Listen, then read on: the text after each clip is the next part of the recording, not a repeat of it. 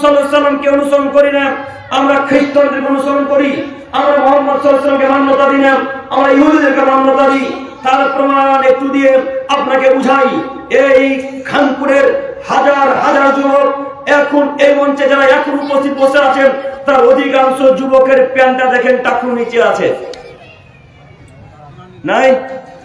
অধিকাংশ যুবকের প্যান্ট টাকুর নিচে আছে। বলেন এরা ধ্বংসের পথে আছে না রাসূলের পথে আছে? ধ্বংসের পথে আছে। একটু কথা বলি যুবক, তোমাকে তোমার ব্রেন খুলতে চাইছি আমি, একটু আমার দিকে দেখো।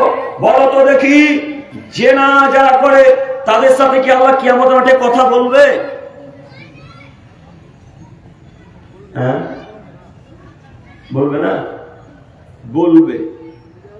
যারা জেনা করে তাদের সাথে আল্লাহ কিয়ামতের মাঠে কথা বলবে। যারা মানুষ হত্যা করে মারা গেছে, খানপুর থেকে চলে গেছে, তাদের সাথে আল্লাহ কথা বলবে।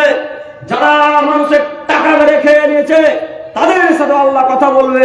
কিন্তু দুঃখের বিষয় হলো, যেই ছেলেটা প্যান্টটা খুলে নিচে পড়েছে, এর সাথে আল্লাহ কিয়ামতের মাঠে কথাই বলবে না। একে আল্লাহ বিনা হিসাবেই জাহান্নামে দিবেন। বলেন তো দেখি, জেনা বড় পাপ, মহাপাপ, জেনা মহাপাপ, জেনা মহাপাপ।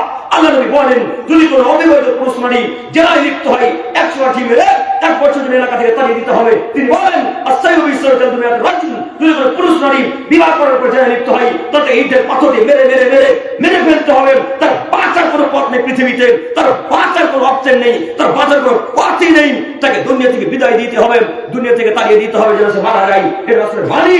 বলেন তো, জেনা করে মারা গেলেন, এরপর আল্লাহ কথা বলবে। কিন্তু যারা প্যান্ট পায়জামা লুঙ্গির টাকা নিচে পড়ে, এদের সাথে আল্লাহ কিয়ামতের মাঠে কথা বলবে না। এই যে ভাই, তোমার প্যান্টটা এখন টাকা নিচে আছে ভাই, তোমাকে আমি অপমান করতে আসিনি, তোমাকে আমি দাঁড়াতেও বলবো না এখন, বা তুমি দাঁড়াবেও না, এটা আমি চাই না।